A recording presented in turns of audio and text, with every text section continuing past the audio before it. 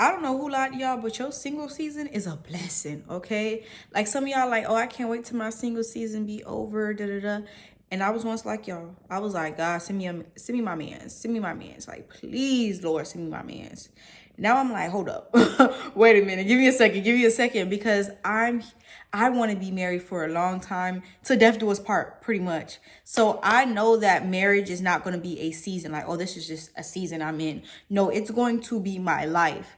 And I know that singleness is just a season. So because I only get it once, and because I know that it is fleeting and time is moving so fast, that I know that I am literally going to like miss having the time to just wake up when I want to on the days that I have nothing to do, clean the kitchen when I want to clean the kitchen, do my laundry when I want to do my laundry. Like literally just, I don't have to rush to become the version of myself that I'm not yet, but want to be. I don't feel the pressure. I don't have, if I want to look janky in the house, I don't got to think about, does my man still find me attractive? Because I'm in my house by myself. You know what I'm saying? Like, I don't have to worry about the things that you have to worry about when you are in a relationship. Now, everybody has their own things that they worry about in a relationship. But I feel like your single season is such a blessing in how you wait. Like God continuously tells us in the Bible, wait well. When you wait well, he does far more than you could ever imagine. And I feel like there's different things that I've done in my single season that has gotten me to this point. And this is kind of what I want to share with y'all. I want to share my journey. I want to share my just how I got here. You feel me? So yeah. For the people that don't know me, my name is Lexis, Lexxis, but you can call me Lexi for short. And on this channel, I am basically here to inspire women to become the best versions of themselves, mentally, physically, spiritually, emotionally, financially, in every which way possible. And if you want to join the community, hit that subscribe button, only if you like me. But yeah, so to all my old subbies here, to all my new subbies here. Okay, so y'all see that? He is going to make guest appearances all throughout the video because that's just who he is. He's an attention seeker. I have come to realize that. So he was just chilling. As soon as I turn on the camera, he's everywhere and yeah, and nowhere at the same time. So where am I going to begin? Soften up the mess, drop it in the water, let the daughter find her image with the rest. She'll be learning how to breathe, spinning through identity, reveal another pretty little scheme. Save her mind, hold her hand. Okay, so I always been in a relationship my whole life. Yeah, you like me your whole life, Lexi, you're 26. I'm about to be 27, but I'm 26. I mean, since elementary school, I always had like 2 boyfriends a year. I wasn't fast. I didn't have sex early and stuff like that. None of that. But I always had me a boyfriend. I always had some attention, right? And I never was really like alone. And I always moved everywhere. I always moved. Like I went to like 11 different elementary schools. Not elementary schools, but schools in general. And somehow I always had a boyfriend at the beginning of the year. Then I would switch school, and then I would have another boyfriend. And it wasn't. This is like I'm going on 3 years of not having a boyfriend. Actually, kind of like almost 4 years not having a relationship, but like 3 years not being in a situationship, not talking to nobody, like really just being single. And the first year was tough. I'm not gonna count. It was tough, but I think I was going about it all right. No, I know I was going about it all wrong. I was just like, first, how I even got into I'm not finna date, like I'm gonna wait till marriage, like all this other stuff, was I met a guy, which is my friend now, but I met a guy and I told God, and I'm gonna be very honest and transparent, hopefully he doesn't watch this. I was kind of like, if I don't end up with him, God, I know the type of version or the type of man I want to end up with is someone like him. Like, and I was like, the version of me and the version of the person I want to be with does not match. So that's what made me like change who I want for myself. Cause I was like, how I want a man that sits at home and chills and stuff like that, but I'm looking for him in the club. Kisa. Like it just didn't make no sense, right? So after a while I started changing myself, little things about myself would just not be attracted to the old patterns. So, and this is how it tested out, because God, I feel like the enemy tests you, but I feel like God uses those tests. Like he know that test is actually gonna help you. That's just me. So my ex, and an ex that I had was in love with for forever, and we just could never get on the same accord. But in my mind, I was like, that's the ex that loved me and all this other stuff. Like he was just, we were like this. He comes back into my life, and it was good. He gave me attention. Like he always so sweet to me, just so good to me. You feel me? But when we were talking, it was kind of like, dang, you're really the same type of person. You're the same dude that I knew in high school. Like it's crazy, like how someone can change and yet be the same all at the same time. It's like, it's mind-boggling to me. And fast forward, it was just like little things that he would do. I was like, I'm genuinely not attracted to those type of men anymore. I'm not attracted to how they dress, how they move, how they think.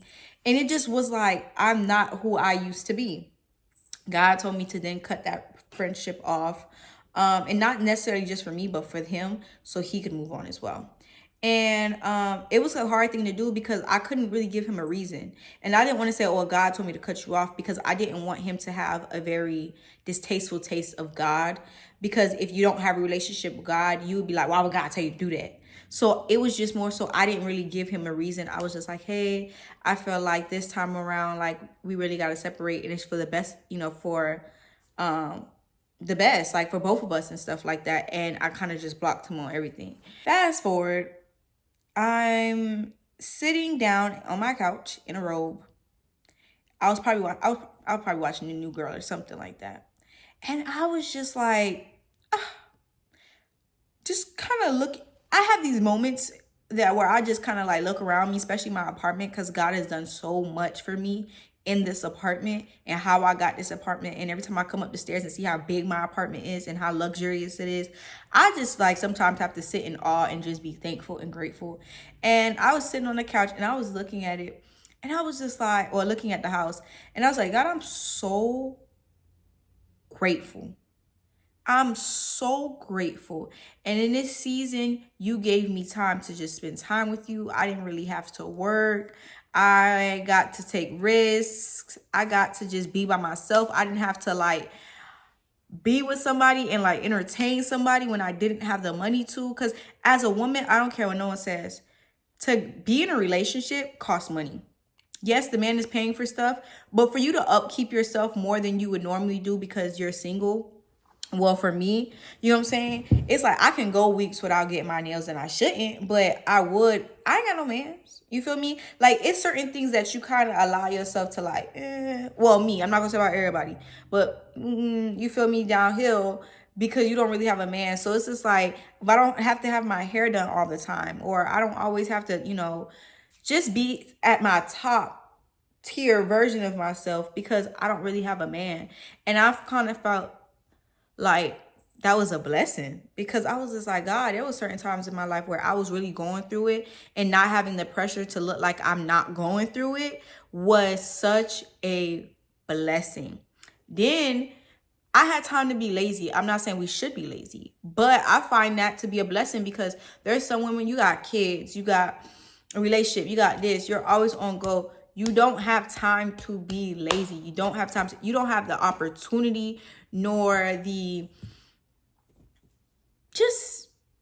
blessing to just sit down and do nothing. You clean the dishes, you cleaning somebody clothes, or you cooking, or you working, or you're doing something for your husband. It's always something. It's always something. In this season, I got to take care of my 2-year-old on crack, pretty much. He ain't 2, but he got like a 2-year-old on crack. And take care of myself. That's it. That's all I'm responsible for. I show up for my brothers as much as I can, but I don't have an obligation for anything. And I feel like we take those seasons for granted, because in an instant, it can be all taken away from you. And I'm not saying taken away from you in a bad way, but meaning like you're in a relationship, boom, now you're pregnant, boom, now you're getting ready for a kid, boom, now you got to move and, change careers. And then boom, and it's so much coming at you so quickly that you don't have time to breathe. You don't have time for yourself. Those are moments where you got to just sit on TikTok for like 30 minutes in the morning without nobody bothering you or asking you for cereal, or those moments where like you got to take a while to go shopping or be in the gym for 3 hours. Like sometimes I'm in the gym, I walk for like an hour and a half, and then like, but that's after my workout, mind you. So I'll work out, then I'll kickbox, and then I'll go walking, and I'll be editing my videos while I'm walking. So sometimes I can easily spend 4 hours in the gym. Nobody's checking for me. I don't have to be like, well, my man he gonna ask me where I'm at. He probably not gonna believe me, or what's it called again? And if you have that type of relationship, I pray that never finds me. But I don't have to worry about getting to the kids to school or from school or helping. I don't gotta worry about nothing. It's just me. So those days where I have those like that time and I can just spend that time doing that. You think that I'm trying to rush this season? Like, my mom literally wants me to be married more than I want to be married. Like, don't get me wrong, I want to be married, but I know that the responsibilities come with that.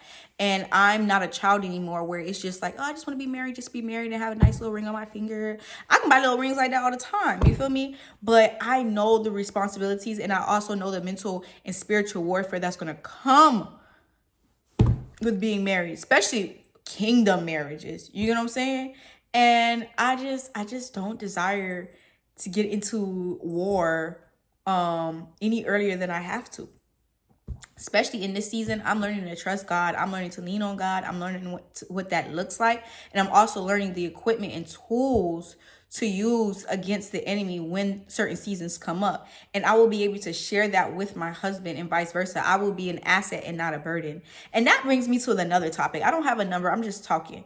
I'm so happy that I didn't get into a relationship in these last 3 years, because I would have been a burden, not an asset. And why I say I'm not a burden, not an asset, for the simple fact is, yes, I'm very nurturing. I'm very caring. Like, I wouldn't have, like, what's it called again? Like, spent spend his pockets and none of that. I'm saying, like, I felt like, and yes, I don't equate my value to what I can do for someone, but who I am. But I do believe in, like, dang, Lexi, get your credit score right. You feel me? Get your car at least paid off. Like, I don't want to ever feel like I have to ask my husband or ask my man for something, and then he not having the ability to do it, I feel like, dang, he can't do it for me. And then he's upset that he can't do it for me. Or the opposite feeling of, he's not even bothered that he can't do it for me. Then I'm gonna feel like, dang, like, how you gonna be my man and you don't feel bothered that you couldn't come? That's a topic in itself. So sometimes we don't ask men certain questions because we know the response, and we're just not ready for either response. Like, dang, what if he says no and he has it? What if he says no and he doesn't have it and he just don't care that he don't have it? Like, oh, it's not my job. And then that's a different type of hit in the gut, because you got men out here that will do whatever they can for their woman. So you're like, dang, I'm in that category. You feel me? And then you don't want to break up with somebody for that specific reason, because then it looks like you only want him for money. But it's a whole different thing. Like, I can really go on about that. If you know, you know. If you understand, you understand. What's understood don't need to be explained. You get it, you get it. You don't, you don't. And I'm just like, I want to go into a relationship where I have a little bit of something for me. So if I want to go get my nails done, I don't have to just not have my nails done because I don't want to be hitting his pockets up. Or if I want to go ahead and get my hair done, or I do makeup. So put that handle right here. If you're in the Charlotte area, I do makeup and I have my palettes going out. So I want to have something that I have going for myself where my main focus is not always on just my man. Yes, I do treat your man like kings.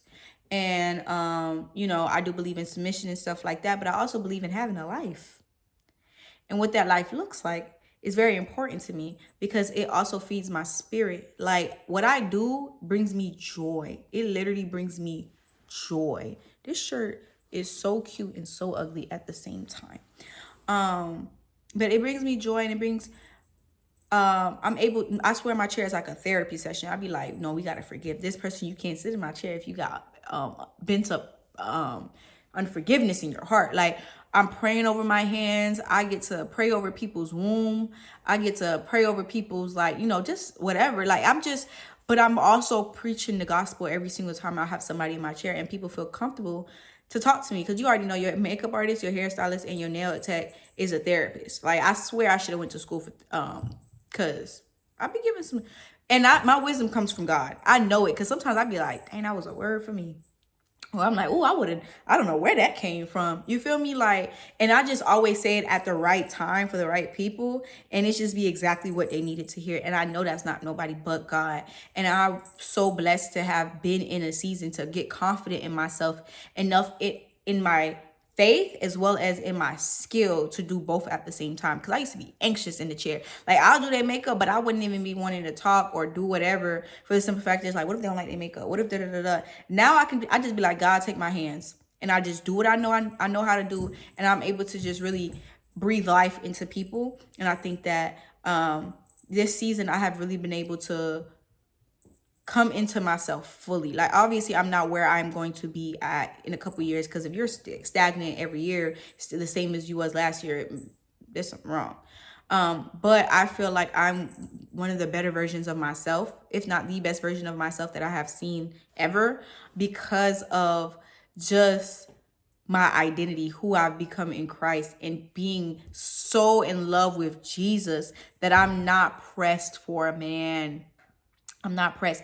Another thing is, men don't even check for me, y'all. I remember working at Nordstrom, and one of my I guess we were cordial, but the friends at the time, we were walking on break or whatever, and I don't know how this conversation came up. I don't even know the conversation in detail, but I know it was something in, like, I told her, like, yeah, men don't check for me, men don't ask me out, and she was like, what? And I was like, yeah, they don't talk to me. Like, I don't say talk to me. They talk to me, but they don't try to ask me out. I'm like, they'll open the door for me. They're very sweet to me. They'll do stuff for free for me. You feel me? They'll offer me services for free. They'll compliment me all the time. Train me, all that other stuff. And I said, but they ask for nothing in return. They don't ask me for my number. They don't try to talk to me in that way. None of that. I was just like, yeah, like, dudes just don't check for me in that way. And she was just so surprised. But it was the first time I said it out loud, and I was like, they really don't. And I realized in these last 3 years, like, last year was the first, I want to say last year, February is the last time I've been on a date. The date was so bad, it was comical. It was so bad, it was comical. Me and him are cool now, but we were cool because I was like, yeah, you're not it. But the date was just so bad, it was comical. And I remember just laughing, like, and coming in the house, like, God, why would you allow me, the last person I really like talked to like end off like that, and then give me a whole bunch of trash men after that? Like, once I realized once you've hit a standard, right, of like a certain guy you've dated, and you know, like, oh, and this is normal to you, you got to reach this standard or above. But my biggest thing is, you have to be better than my piece. I've gotten so accustomed and so like about being by myself, that if you can't come in here and make me want to spend time with you, more time with you than I spend with myself, we're not going to be able to be married. I mean, like, just being able to just sit in the same room and I'm not bothered. Because it was another guy, which I call him the counterfeit, because the counterfeit is going to always come before the real thing. And it's crazy. I was getting mad words about, like, counterfeits before he even popped up.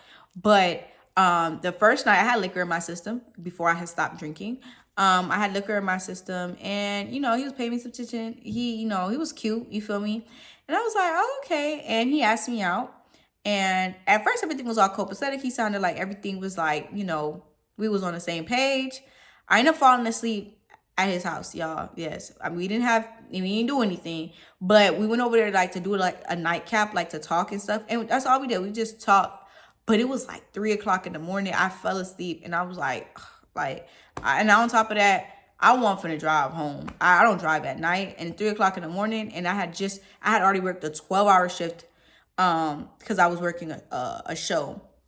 I worked a 12-hour shift, then went to the after party. Me and him, was at the after party. Then we went to a bar to really talk just in private, and then we went and did a nightcap. So it was just late. Okay, I wasn't gonna drive.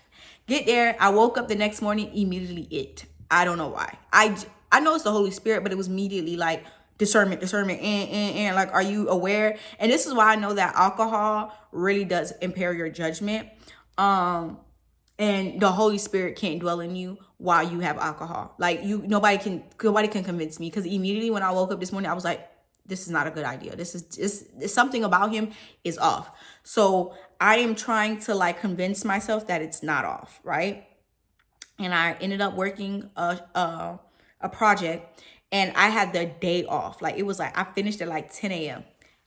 I worked the project and was like, when you start talking to the person, like at the very beginning, usually you be goo gaga. Like, anytime I get to spend time with that person, I want to be with that person. Like, I'm the most clingy person you'll ever meet. I just want to be in your vicinity. Like, we ain't even gotta talk.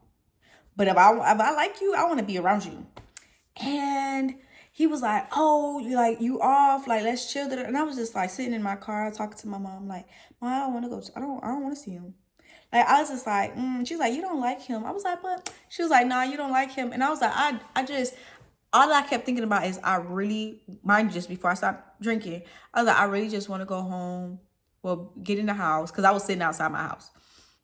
I really just want to sit in the house, drink a cup of wine, and watch a good show until I go to sleep. Like, I just really want to chill.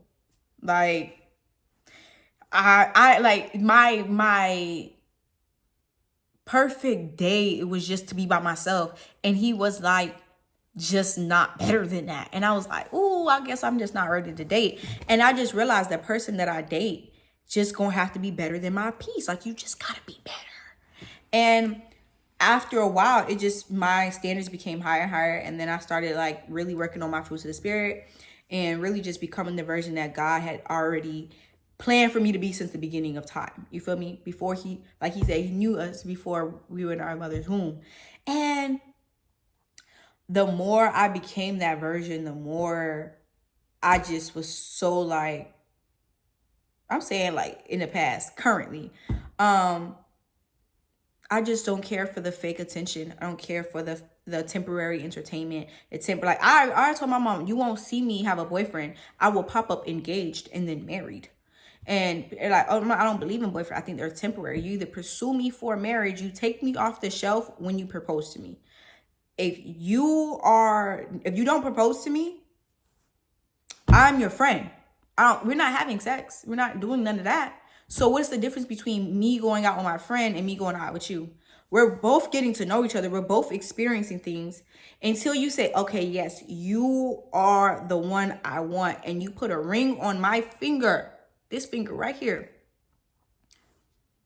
We're friends. We're friends. And I stand wholeheartedly on that. So I'm just not pressed. Like, I like you, good for you. Like, get people in trouble. Like, and I think because I move like that and God has protected me, like, God don't send me tomfoolery. He don't send me people that's just gonna be out here wasting my time. He's like, I have too much going on for my daughter. And the first thing I pray is, God, if this man is for me, because I'm not saying that I don't be attracted to people. Don't get that clear. Not saying that I don't be attracted to people. I'm just saying that it's just the attraction goes away way quicker, because first thing I'd be like, God, if this man is not for me, take him off my heart. Like, allow my emotions to just see that person as a brother in Christ and not anything more. Immediately, next time I see that person, they will either say something that will literally confirm, oh yeah, you're not the husband for me. Like, they will talk about chakras or something, or no offense, but, or they'll do something that's not aligned with like a man of God. Like, oh, you believe in God, but you don't know God for yourself. Like, they would do something where I'd be like, okay, yeah, boo, yeah, you're not the one for me, but you're nice to look at and we're cool. You know what I'm saying? And I think I've just been in that season. But I think when people are talking about like kingdom marriages and kingdom spouse, I do believe that's absolutely real. I believe that's absolutely real. But I feel like, oh, and if you are in that season and you are feeling like you are stressing, like, oh my gosh, God, like, when is he gonna know I'm the one? And, or what if she's gonna know I'm the one? Ask God to, like, allow your feelings to just not be so great in this, if that's not the season that y'all are going to be together. Like, I promise you it works. Like, if you are literally struggling in that waiting season, say, God, like, please take the desire, or allow the desire to be not as great. You feel me? Like, suppress my desire so I'm able to get through this season without feeling like I'm going to die. Like, something along that line. You get what I'm trying to say? Like, and God, I promise you, will really help you out. Because if you know, like, God, I don't want to slip up. God, I want to wait well. Just help me. Ask and you will receive. I promise you, especially if it's in his will. If it's not your season and God knows, like, oh yeah, that person gonna crash out, you know, I rebuke that in the name of Jesus. Yeah, he'll help you out. Like, I promise you he will. And I think just listing off the things that you are grateful in that season. Like, also, and on top of that, if you're in your single season and you're doing it correctly, and I do believe that there's a wrong way to do it and there's a correct way to do it. Now, everybody's correct and wrong ways are different, but I do believe for you specifically, there's a wrong way to do it and a right way to do it. And in my right way to do it was allow myself to really focus on God. Like, God is the focus, but everything else, like, that makes me a better version to become more like him is what I focus on. So I'm focusing on fitness. I'm focusing on my career, my God-given purpose, which is connected to my career, because I don't believe that they ever should be separate. Focusing on my family. I'm focusing on my mental. I'm focusing on my health. Like, I am focusing on all that to the point where by the time I get home, I don't have time to feel lonely. I don't. And if you get lonely, get a cat. I promise you, it'll make you. Hey, if you trying to hold off on kids, get a cat. Get a cat. I swear. You don't have time to be like, oh no. Don't get me wrong. Do I want a man? Absolutely. Do I desire a husband? Absolutely. I can't wait. I mean, I can't. That's the point. I can't wait. And don't let people rush you talking about, oh, well, you're too old. No, that's the lie of the enemy. That is the lie of the enemy. Everybody is walking their own walk. Walk your walk, walk in your lane, and God will give you. It says a man that finds a wife finds a good thing. Meaning you're supposed to be minding your business. You're supposed to be living your best life. And that man will see you living your best life and be like, I want to add to that. That's a woman that can add to me. That's a woman that I want to be with. Stop allowing men to use you as their rough draft. Okay? Like, I'm not sure if y'all heard my last video or not, but don't let a man sit here and be like, oh, I want this. No. A man that is ready to pursue you will know exactly what's on his list, and he will just be checking off that box. Those boxes, like, okay, yeah, she fit that. And that's why they don't take long to marry the woman that they want, because she's already checked all the boxes.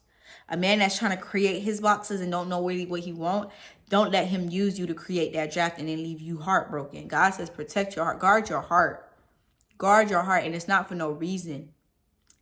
He gave us that instruction in the book not for no reason. God is love, okay? He loves you, Bookie, but he also knows that, one, your heart is deceitful, and he also knows that the enemy likes to play tricks. He knows that there's broken people. He knows that there is people that have trauma and ill will and all this other stuff. And he wants you to guard your heart. And he also knows that it is very easy to be susceptible to the enemy's quote unquote, like, partner for you. You feel me? Because you don't read your Bible, or he know that you don't really know the difference between God's voice and your voice. I mean, your voice and the enemy's voice. Or the biggest thing is having discernment and not moving ahead of God.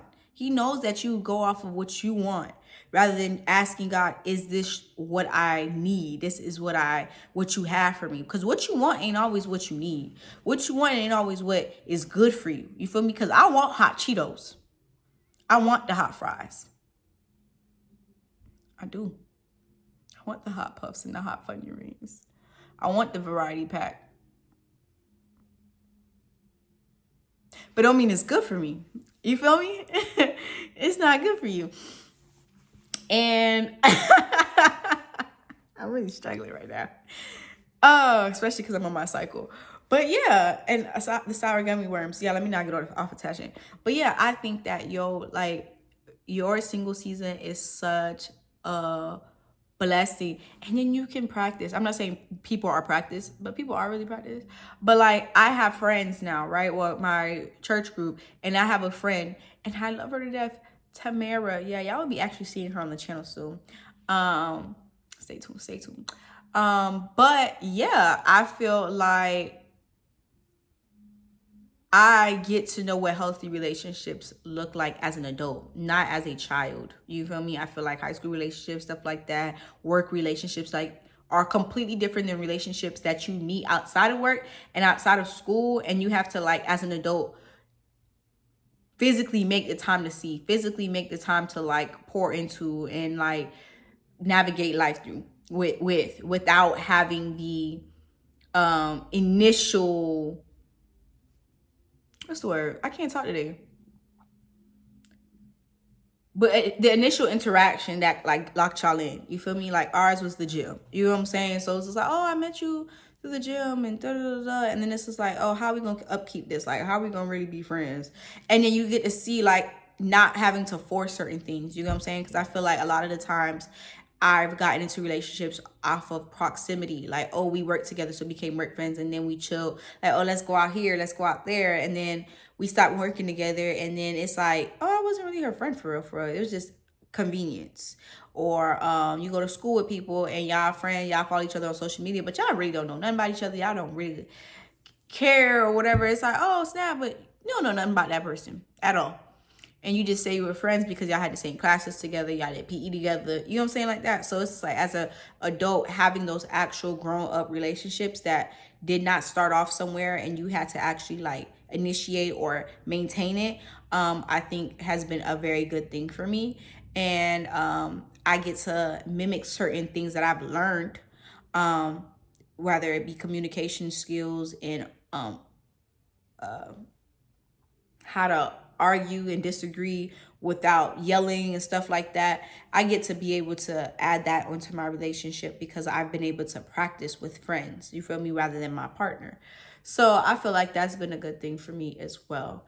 But this video is way longer than I thought it was gonna be because I just went to talking. But I just feel like y'all just love y'all single season. Figure something out, figure something to focus. I said figure something out. Talk to God and focus on the things that that makes you happy. And if you don't know what makes you happy, then you don't need to be in a relationship, because your relationship, your spouse is not, like, he's not responsible for your happiness, or she's not responsible for your happiness. Not at all. Like, God gives you peace. It's your job to steward over it. God gives you joy. It's your job to steward over it. It is not someone else's job to give you nor steward over it. They can add to it, but it's not their job to give it to you. So if you don't know what makes you happy in this season and you feel like, oh my gosh, I need a man to make me happy, you're idolizing that relationship, and God will not then give you that relationship. Because when y'all are not on good terms, you're not gonna operate at your best.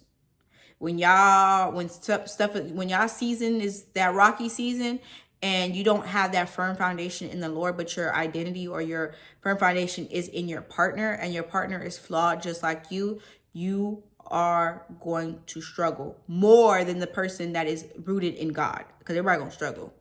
So you want you and your man to be struggling with God, struggling really, Lexi, rooted in God. Okay, so fall in love with Jesus in this time and be selfish with him. You know what I'm saying? Be selfish with him in this season, because your time will be split between God, your kids, your husband, yourself, your family, all that other stuff in another season. So if you can't be content in the season that you are in now, you don't deserve the next season, because all you're going to do is be complaining of that season and comparing it to the season that you were single. There's so many people that be like, oh my God, I wish I was single. Like married people know, they be like, you have no idea how much you, like how good you have it. And we're like, no, we want to be married so bad. And they tell you, shut up. No, you don't. No, you don't. Not because they don't love their partner, but because they understand like what comes with it. So I really, like, the wise really take heed to counsel. You know what I'm saying? Like really listen to people. And they don't say this for no reason. They're not saying it for fun. They're saying it for a reason. So once you've actually like sat down and be like, dang, why am I in a rush to get out of this season? And then you realize there is really no rush to get out of the season other than you're just impatient and you don't really like yourself. You need to work on that. And then God will send you your man. You feel me? Whatever he decides he wants to send it, because don't rush him. Because then you're going to mess up what he has for you. And there's nothing, and it sucks if you've already waited so long. Like you waited 3 years, 2 years, 4 years, or whatever the case may be, because everybody's waiting. For you to do all that work and wait and then get a half A of a man is crazy work. You're telling me that you waited all this time and you're going to accept the bare minimum? You're going to accept a half-done man because you couldn't wait? It's crazy work. Why would you do that to yourself? I'm just going to wait the whole time so I can get me a complete version, or the version that God says, okay, yeah, now y'all could come together. Not a half-baked version. Why would you do that to yourself? I'm going to leave it just like that. But that's the end of the video. If you like more content like this, don't forget to like, comment, share, subscribe, hit that bell notification so you never miss a video. And I truly do love y'all. Please, please, please wait well. And other than that, y'all stay blessed, and what? Y'all flex with Lex. Deuces.